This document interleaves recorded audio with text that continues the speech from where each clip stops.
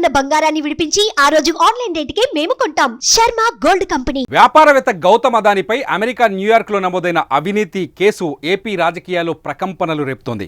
ఈ కుంభకోణంలో జగన్ సర్కారు పేరు ప్రముఖంగా వినిపించడం సంచలనంగా మారింది. రాష్ట్రంలో భారీ సౌర విద్యుత్ ప్రాజెక్టులను కట్టబెట్టేందుకు అదానీ సంస్థల నుంచి నాటి ముఖ్యమంత్రి జగన్మోహన్ రెడ్డి 1750 కోట్ల రూపాయలు లంచం తీసుకున్నారనే ఆరోపణ ఏపీ రాజకీయాల్ని హీటెక్కిస్తోంది. వైసీపీపై ఏపీ ప్రభుత్వం తీవ్ర విమర్శలు చేయగా వైసీపీ కౌంటర్ ఇస్తోంది. తాజాగా ఈ విషయంపై ఆనాటి విద్యుత్ శాఖ మంత్రి నేటి జనసేన నాయకుడు బాలినేని శ్రీనివాసరెడ్డి స్పందించారు. సెకీ ఒప్పందంపై కీలక విషయాలను ఆయన వెల్లడించారు.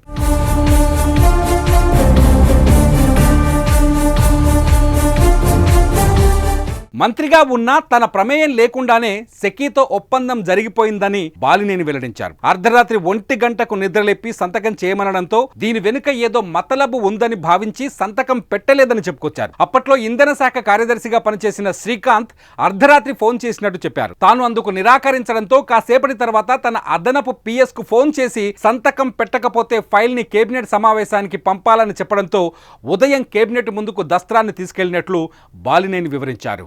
తర్వాత మంత్రిమండలి సమావేశంలో ఒప్పందాన్ని ఆమోదింప చేశారని, తాను ఎక్కడా ఒక్క సంతకం చేయకుండానే అంతా పెద్ద మంత్రి నడిపించారని ఆయన స్పష్టం చేశారు. ఈ ఒప్పందంపై శ్రీకాంత్ అప్పుడప్పుడు చర్చించిన పూర్తి వివరాలు ఎప్పుడూ తనతో చెప్పలేదని తెలిపారు. అలా తన ప్రమేయం లేకుండానే ఒప్పందం జరిగిపోయిందని చెప్పిన ఆయన ఆనాడు సంతకం పెట్టి ఉంటే ఈరోజు ఇబ్బందుల్లో పడేవాడినని చెప్పుకొచ్చారు బాలినేని. మరోవైపు అదానీపై కేసు దేశంలోనే తీవ్ర దుమారం రేపుతోంది. బీజేపీపై కాంగ్రెస్ తీవ్ర విమర్శలు గుప్పిస్తోంది.